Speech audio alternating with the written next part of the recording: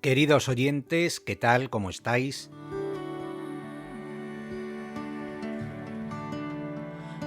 Mi nombre es José Antonio Méndez, os mando un saludo desde la gélida ciudad de Cáceres y os doy la bienvenida un día más a un nuevo episodio de Comentarios desde la Barrera.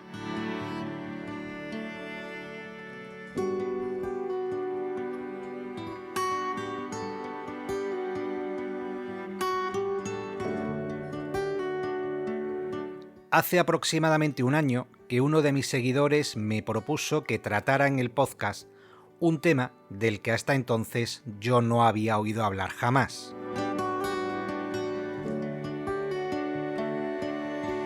Esta seguidora se llama Isabel.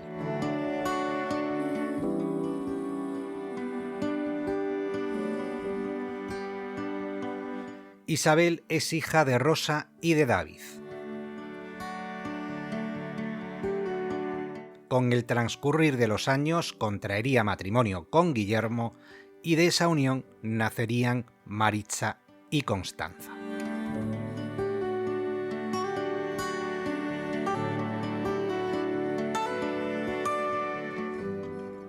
Isabel y su familia son de Bogotá y un servidor tiene la enorme fortuna de ser la pareja sentimental de Constanza.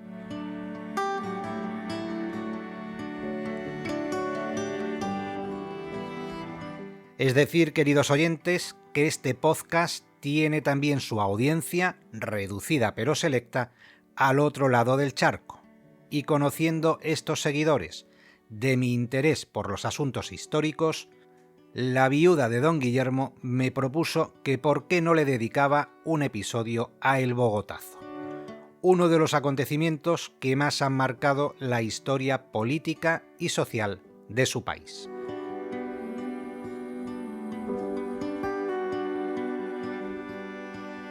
Como comprenderéis, no me pude negar.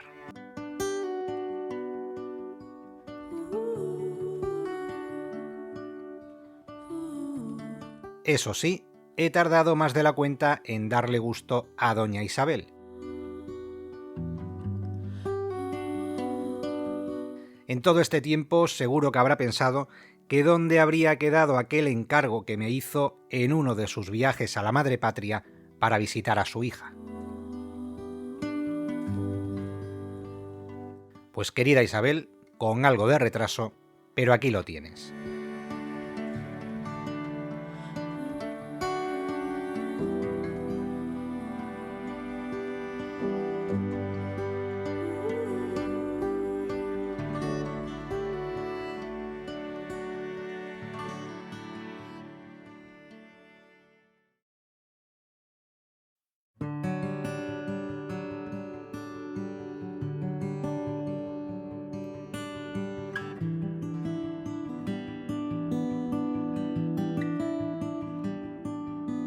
Antes de continuar, quería compartir con vosotros una reflexión que creo que viene muy al caso.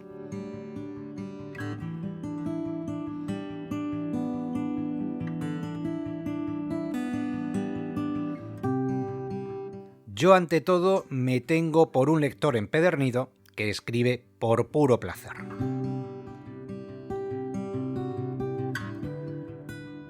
Por la necesidad de contar historias.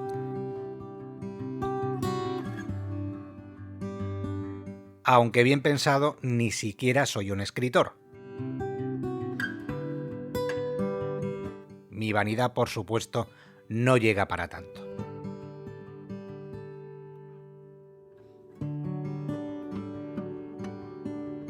Soy un simple aficionado a escribir, y dentro de esa categoría me considero, eso sí, un aficionado de lo más corriente.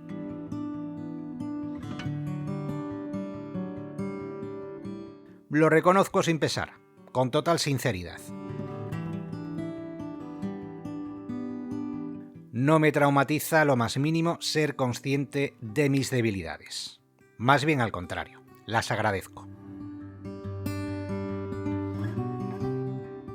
Eso no significa ni mucho menos que no me tome en serio mi faceta creativa, si es que acaso la tuviera.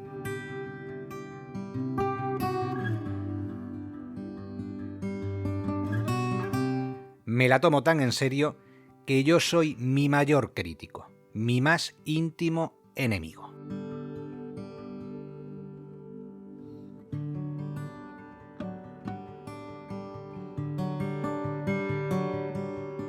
¿Y qué quiero decir con todo esto?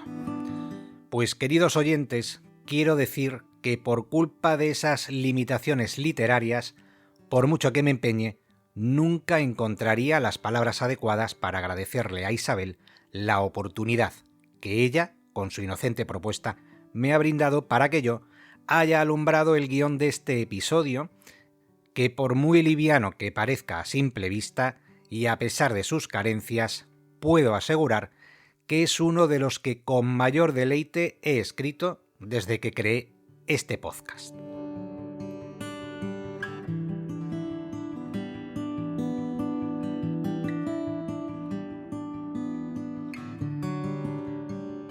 Referirme a este periodo tan agitado de la historia de Colombia, aunque solo sea de pasada, es todo un atrevimiento por mi parte. Lo sé. Pero que nadie se engañe. Esto que ahora lanzo a la red dista mucho de ser un trabajo de fondo. Evidentemente, ni ese ha sido mi propósito, ni tengo los conocimientos para ello.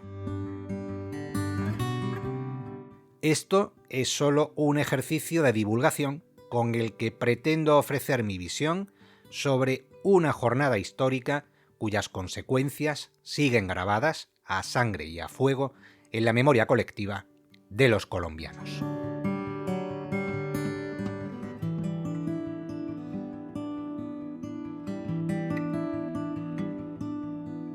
Así que, queridos oyentes, ahora sí, y sin más demora, esta es la historia que hoy vengo a contaros.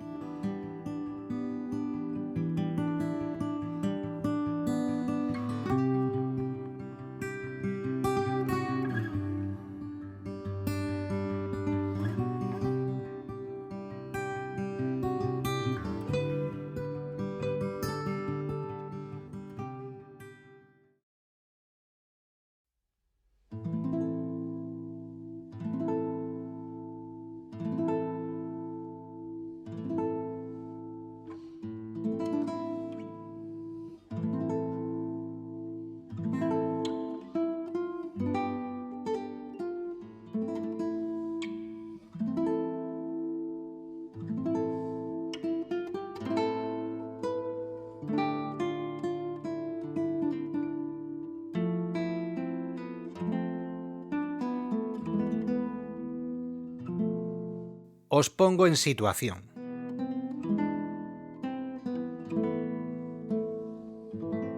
Imaginad una ciudad sumida en el caos más absoluto.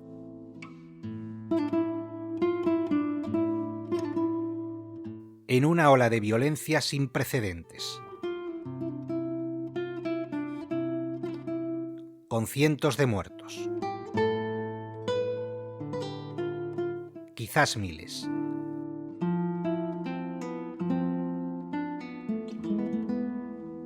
Imaginad las columnas de humo saliendo de edificios en llamas, y a la muchedumbre enardecida destruyendo todo lo que encontraba a su paso.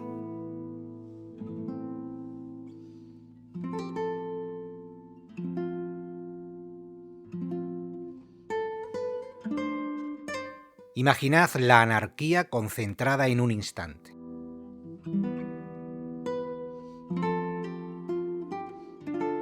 ¿Podéis imaginarlo?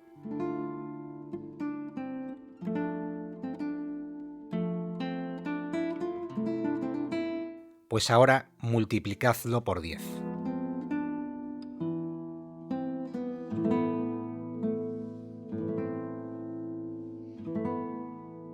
Esa era la atmósfera que se vivió en Bogotá el 9 de abril de 1948, cuando un trágico evento marcó para siempre la historia contemporánea de Colombia.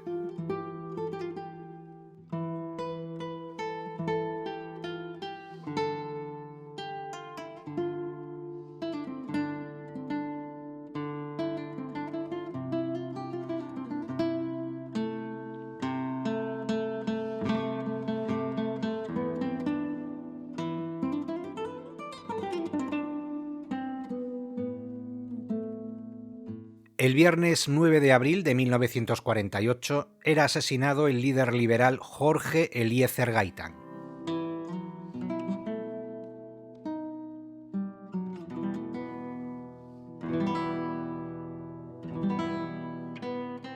Gaitán era mucho más que un político y mucho más que un jurista de prestigio.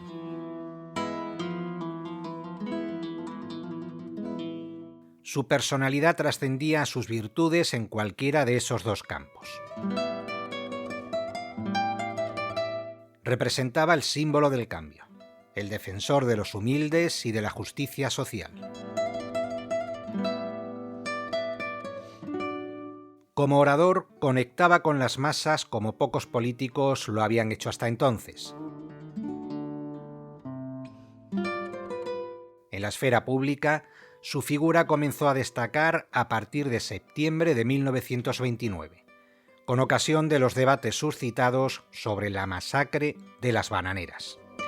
Una matanza llevada a cabo por el ejército colombiano un año antes en el municipio de Ciénaga para disolver una manifestación de los trabajadores de la United Fruit Company que llevaban un mes en huelga en protesta por las condiciones laborales a las que estaban siendo sometidos.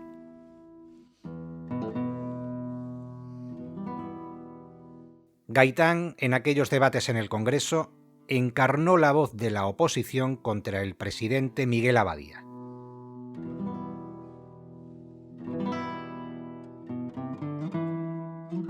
Sus intervenciones le valdrían el apodo de Tribuno del Pueblo, aunque sus detractores le endosaron otro menos vistoso y con tintes despectivos.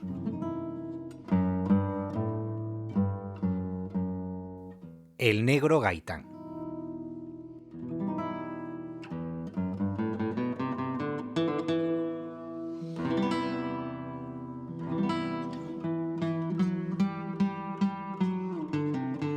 En ese Gaitán combativo y de verbo resuelto ya había reparado Joaquín Ospina cuando en 1927, en su Diccionario Biográfico y Bibliográfico de Colombia, afirmaba de él que tenía el mérito indiscutible de ser el primer colombiano que había puesto al pueblo delante de sí mismo y le había hecho reconocer su pesadumbre.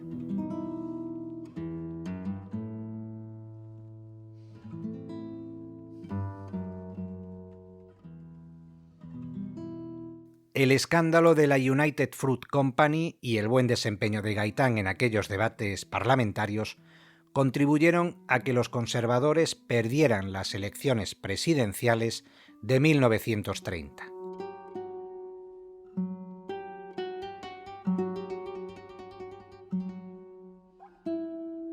A partir de ese momento, la carrera política de Gaitán experimentaría un notable impulso, llegando incluso a ocupar la alcaldía de Bogotá durante 6 meses escasos, entre 1936 y 1937, cargo desde el que promovió infinidad de actividades educativas y culturales, aunque es cierto que su mandato también estuvo presidido por la polémica imposición de determinadas medidas sociales que terminarían desembocando en su dimisión.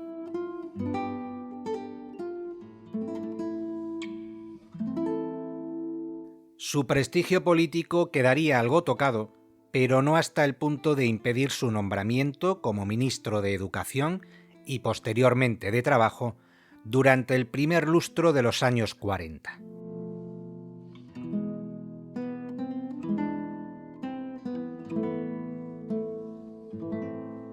Su paso por ambos ministerios sería fugaz, pero le permitieron acumular la experiencia suficiente como para postularse a candidato en las presidenciales de 1946 con un partido liberal dividido en dos facciones. La liderada por el propio Gaitán, los gaitanistas, y la del sector oficialista de Gabriel Turbay, también llamados directoristas.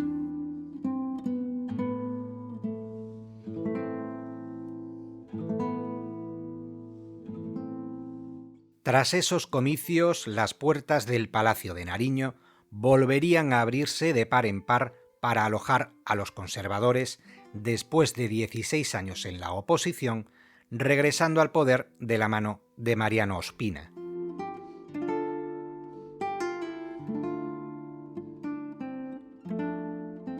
Pero a pesar de la derrota, Gaitán se erigió en la figura indiscutible de su partido, tanto que en octubre de 1947 sería proclamado jefe único del Partido Liberal. Sus seguidores se contaban ya por legión, y una muestra de su capacidad para movilizar a las masas tendría lugar el 7 de febrero de 1948 en la llamada Marcha del Silencio.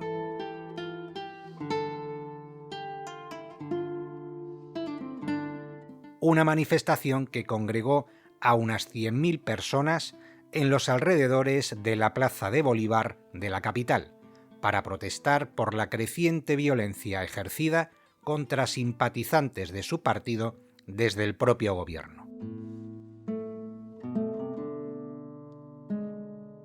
En esa marcha, Gaitán pronunciaría su famosa Oración por la Paz.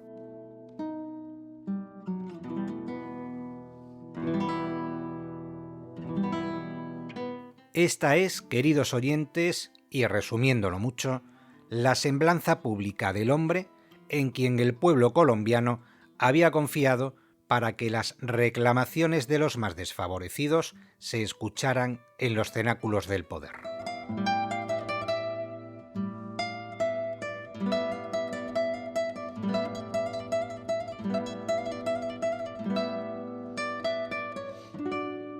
Una vez que conocemos al hombre, centrémonos, por lo tanto, en el evento que lo convertiría en mito.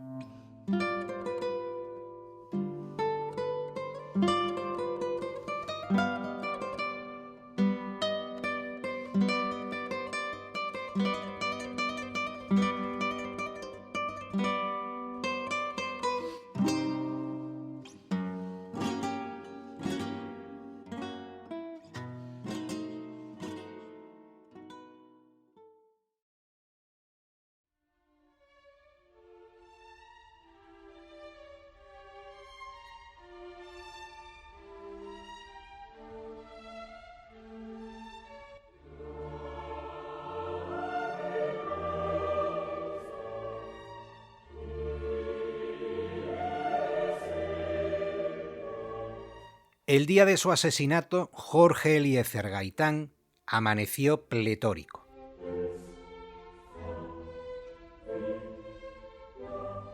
La víspera había logrado, como abogado defensor y contra todo pronóstico, la absolución en sede judicial del teniente Jesús María Cortés Poveda, que estaba acusado de asesinar en octubre de 1938 al periodista Eudoro Galarza.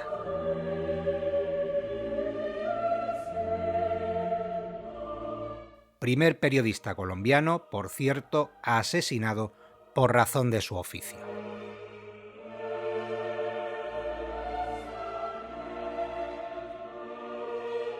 Sin embargo, no hubo tiempo para celebraciones. Aquel infausto 9 de abril, Gaitán, en compañía de Jorge Padilla, de Alejandro Vallejo y de Pedro Eliseo, salió de su oficina, situada en el ya desaparecido edificio Agustín Nieto, en el cruce de la carrera séptima con la avenida Jiménez de Quesada.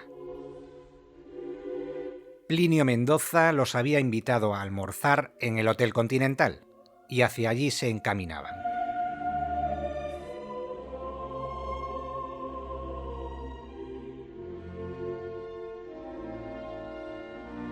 Nada más pisar la calle, a las 13:05 del mediodía, un hombre, se supone que Juan Roa Sierra, le descerrajó un tiro en la nuca y 2 en la espalda.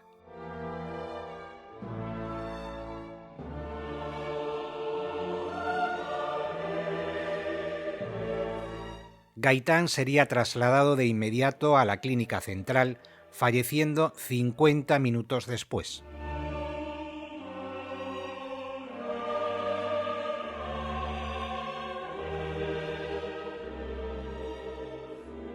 La noticia corrió como la pólvora, conmocionando a todo el país y desbordando, desde ese momento, el curso de los acontecimientos.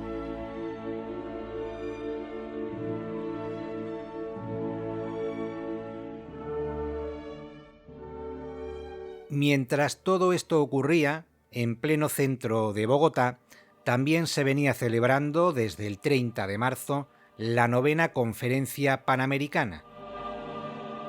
Un evento de importancia crucial, puesto que sería precisamente en ese foro y durante aquella histórica edición cuando se fundó la Organización de los Estados Americanos. El general Marshall encabezaba la delegación de los Estados Unidos. Fidel Castro no estaba entre los delegados oficiales de aquella conferencia, pero sí entre los del Congreso Latinoamericano de Estudiantes, que también tenía lugar durante aquellas fechas en Bogotá. Aquel 9 de abril, Gaitán tenía agendada una reunión con el líder cubano a las 2 de la tarde. Así lo habían convenido en el encuentro que mantuvieron 2 días antes. Reunión que, como ya sabemos, no se llegó a celebrar.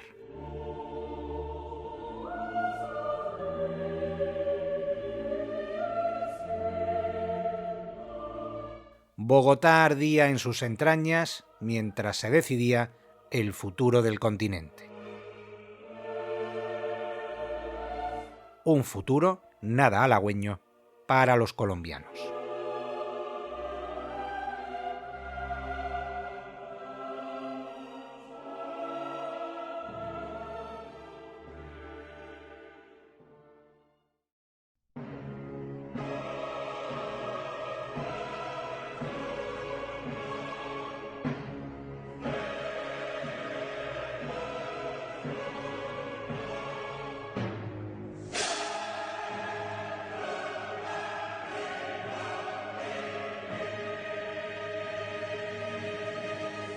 La turba, sin esperar confirmación sobre el autor de los hechos, persiguió a Roa Sierra hasta la farmacia Nueva Granada, donde había buscado refugio.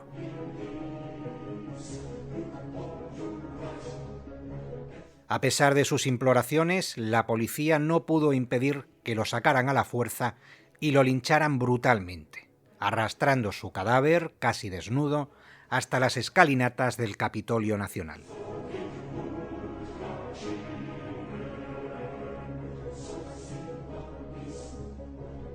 La ciudad se convirtió entonces en el escenario de una batalla campal.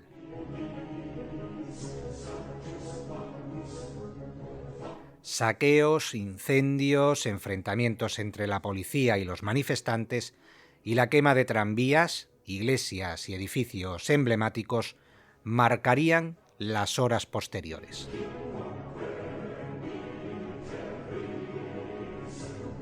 Algunas fuentes hablan de entre 500 y 3.000 muertos durante aquella jornada.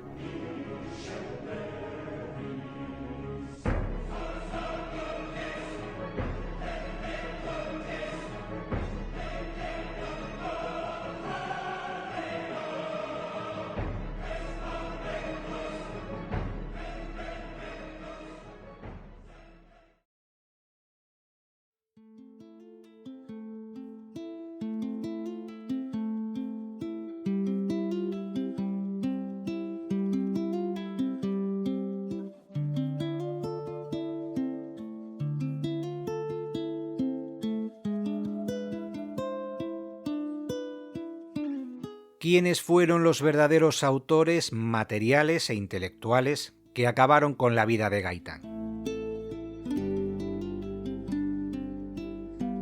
¿Fue Roa Sierra un lobo solitario o, por el contrario, un chivo expiatorio al que le colgaron el muerto?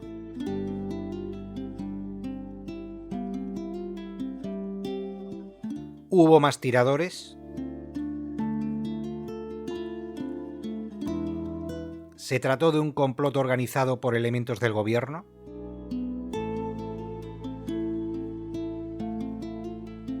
¿Tuvo la CIA alguna participación?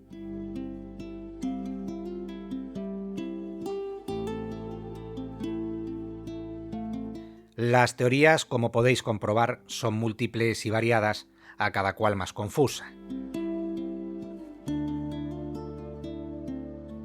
Se sabe, eso sí, que Roa Sierra era un humilde albañil de 26 años, soltero, que carecía de antecedentes penales y que no había empuñado un arma en su vida.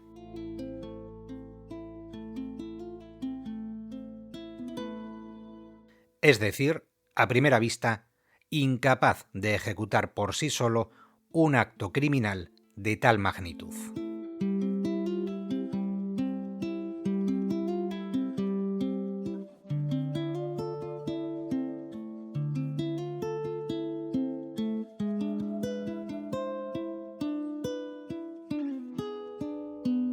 Testigos presenciales sostienen que hubo hasta 3 tiradores y que ninguno de ellos coincidía con la descripción física de Roa Sierra.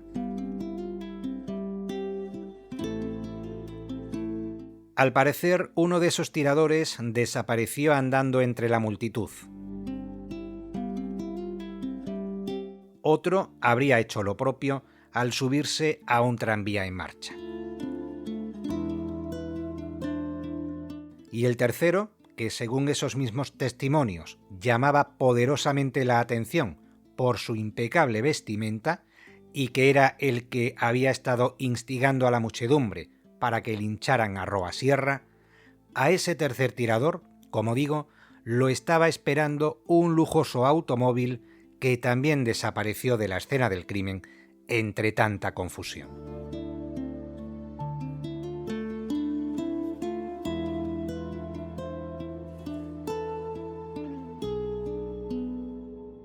En este punto del relato no tengo más remedio que acudir a las memorias de Gabriel García Márquez, testigo privilegiado de los primeros coletazos de los disturbios.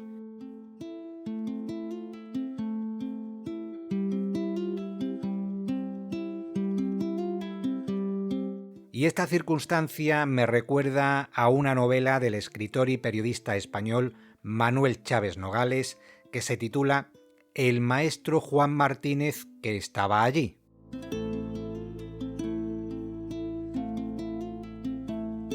Pues Gabo, queridos oyentes, estaba allí, frente al café El Gato Negro. El entonces estudiante de Derecho García Márquez corrió hacia el lugar de los hechos cuando un inquilino, estudiante de medicina, que también se alojaba en su misma pensión, le alertó de que habían atentado contra Gaitán.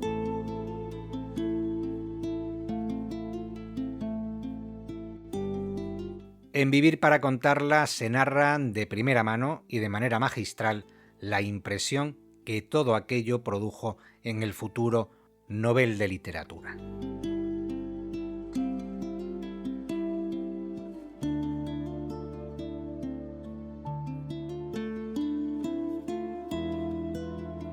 El asesinato de Gaitán marcaría el inicio del periodo conocido como la violencia. Una escalada sangrienta de enfrentamientos entre liberales y conservadores, entre cachiporros, chuvalistas y pájaros, abocando al país a una guerra civil no declarada. Las cifras oscilan entre 100.000 y 300.000 muertos, a lo que hay que añadir la migración forzosa de más de 2 millones de colombianos del campo a la ciudad.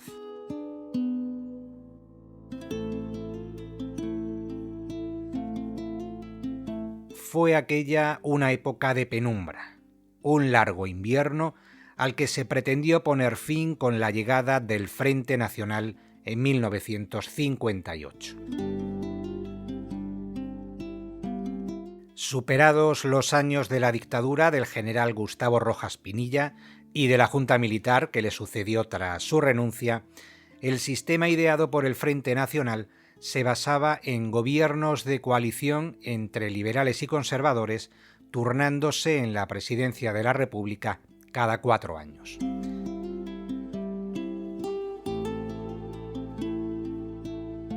El pacto que dio origen a esa coalición se firmaría, por cierto, en la ciudad española de Benidorm el 24 de julio de 1956 entre el liberal Alberto Lleras y el conservador Laureano Gómez. Al pacto de Benidorm le sucedería un año después el de Sitges, también llamado Pacto Nacional.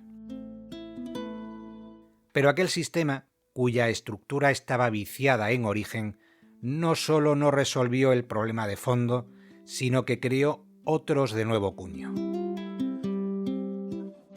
No en vano de ese periodo data la creación de las FARC, del ELN y del M-19.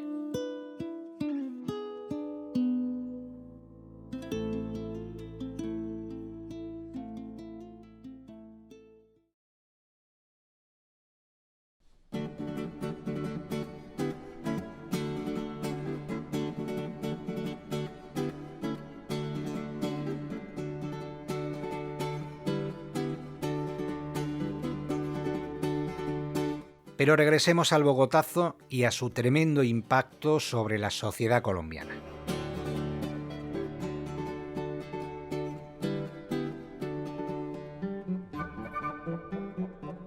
Un observador imparcial, como es mi caso, guiado únicamente por la intuición y despojado de todo apasionamiento, no se equivocaría si concluyera que el gran damnificado en todo este drama ha sido el pueblo colombiano.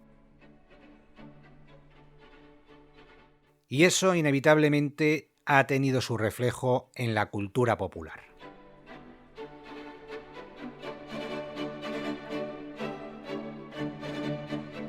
Ciñéndome a las manifestaciones literarias, la bibliografía es inmensa, casi inabarcable. Libros como El día del odio, Cóndores no entierran todos los días, El crimen del siglo, El incendio de abril, Estaba la pájara pinta sentada en el verde limón, o El hombre que fue un pueblo, constituyen claros ejemplos de cómo la literatura ha intentado comprender y retratar la compleja realidad surgida a raíz de todo aquello.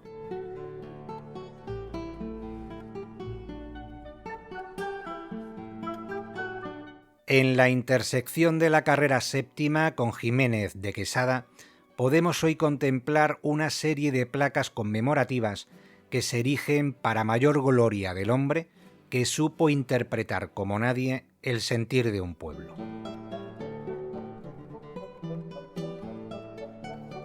Como afirma la periodista Sofía Arbeláez en su artículo del Bogotano del 30 de enero de 2023, se puede decir que allí, en esa esquina, caminamos sobre sangre.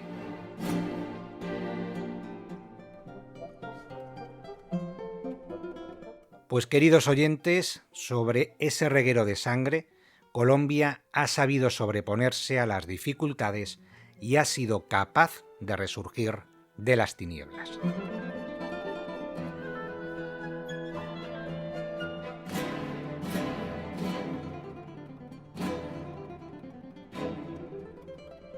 Hoy, indudablemente, acechan otros retos, otros desafíos, pero creo que ya ha quedado atrás su noche más oscura.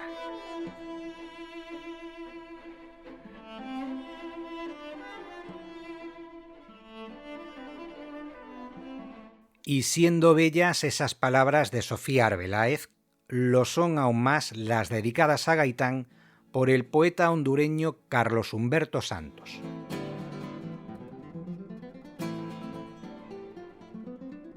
Los que me escuchéis desde Colombia ya lo conoceréis, pero aún así me voy a permitir la licencia de recitarlo con la advertencia, eso sí, de que yo no sé leer poesía, así que espero no destrozarlo.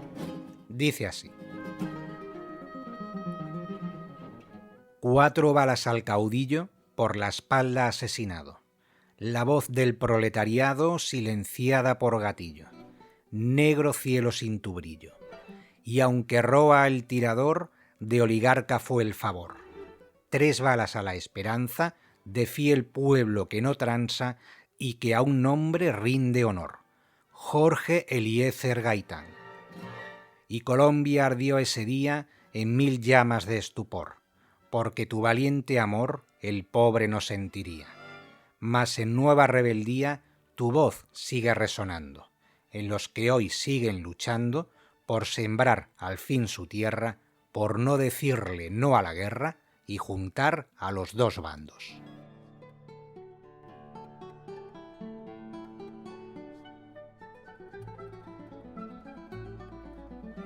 Este poema, para qué negarlo, podría servir de estupendo broche con el que despedirme de todos vosotros. Pero si me lo permitís, antes de terminar, me gustaría poner de manifiesto una coincidencia que nos indica lo caprichosa que es a veces la historia con mayúsculas y los paralelismos que se tejen entre algunas de sus personalidades. Os decía al principio que todas las miradas se fijaron en Gaitán a partir de los debates sobre la matanza de las bananeras. Pero sería en otro discurso, pronunciado en 1919, ante la tumba de Rafael Uribe Uribe, cuando Gaitán empezaría a florecer a la vida pública.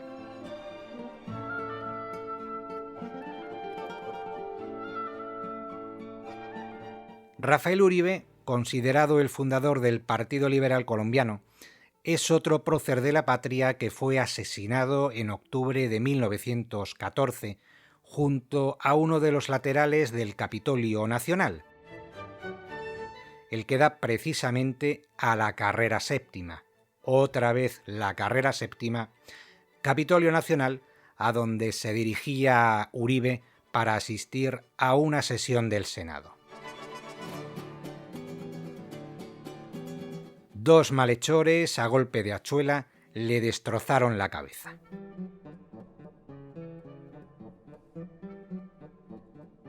En aquel discurso de 1919, el joven Gaitán, de tan solo 16 años, acertó a decir lo siguiente: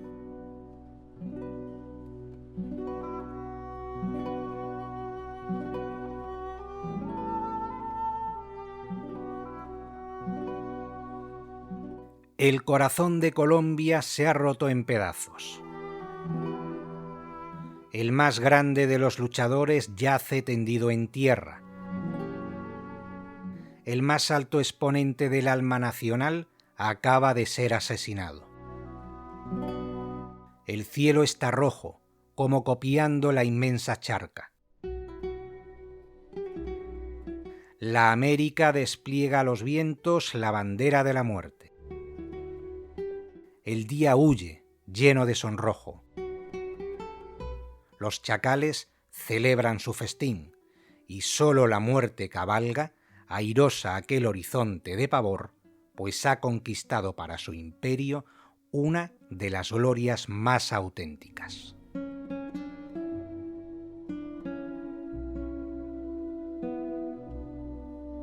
Palabras premonitorias que cualquiera de los contemporáneos de Gaitán podría haber declamado en su sepelio casi 35 años después.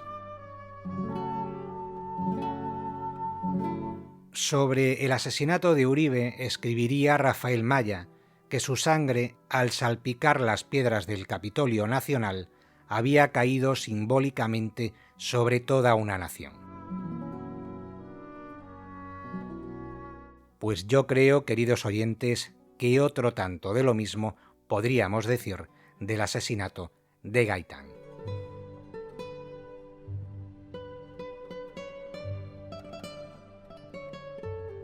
Desde el año 2011, gobernando el presidente Juan Manuel Santos, el 9 de abril es festejado como el Día de la Memoria Histórica y Solidaridad con las víctimas del conflicto armado.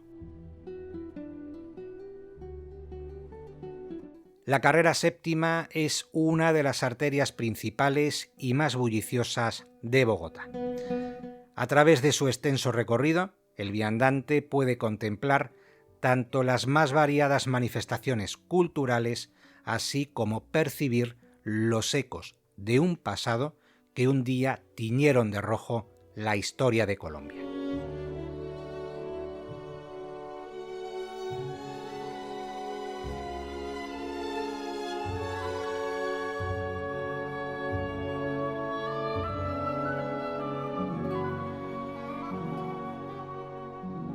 Allí no solo cayeron dos mártires de la patria. Allí, por ejemplo, el 6 de noviembre de 1985 ardió el Palacio de Justicia con un saldo de una docena de desaparecidos, un número indeterminado de muertos y un gigantesco edificio reducido a cenizas.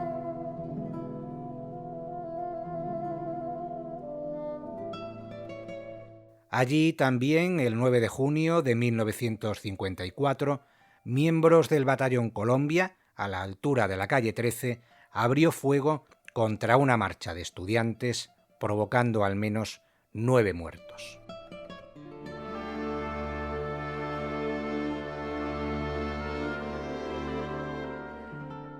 Y allí, al fin, en un costado de la plaza de Santander, el 23 de julio de 1973, ardió el edificio Avianca, falleciendo 4 personas.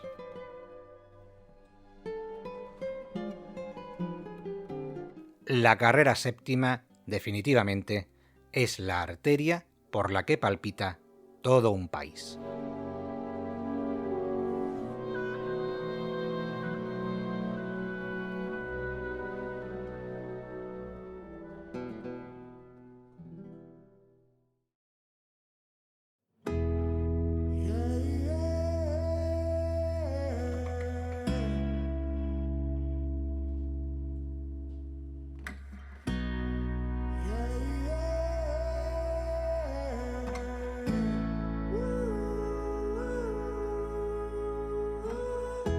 Pues queridos oyentes, ahora sí, hasta aquí el episodio de hoy.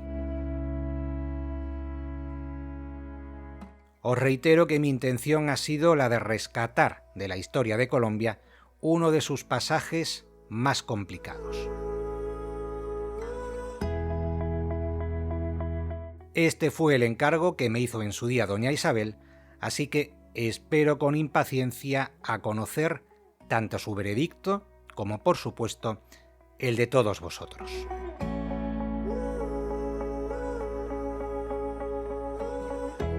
El vuestro y, sobre todo, el de doña Rosa, la madre de Isabel, que a sus 96 años goza de una extraordinaria salud y que cuando se produjo el asesinato de Gaitán y de todo lo que vino después, era una adolescente a la que le tocó vivir aquellos años tan convulsos.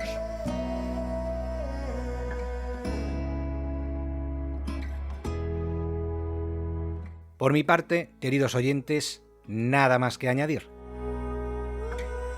Me despido de todos vosotros hasta una próxima ocasión.